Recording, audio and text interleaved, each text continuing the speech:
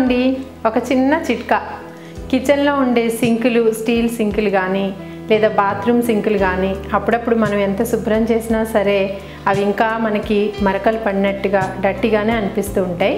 అలా మీకు అనిపిస్తే కనుక లిక్విడ్ సోప్ ఉంటుంది కదా, లిక్విడ్ సోప్లో బేకింగ్ పౌడర్ వేసి ఒక చెంచా వెనిగర్ కలిపి దాన్ని సెమీ లిక్విడ్ టైప్లో తయారు చేసుకుని దాన్ని కనుక మీరు వాడే క్లీనింగ్ బ్రష్తో కానీ పీచు ఏదైనా సరే తీసుకుని లేదా ఒక దడిసరి నాప్కిన్తో కానీ సింక్ అంతా పట్టించి 10 నిమిషాల తర్వాత కడిగేస్తే తెల్లలాడే తెల్లని సింకు మీ సొంతం అవుతుంది.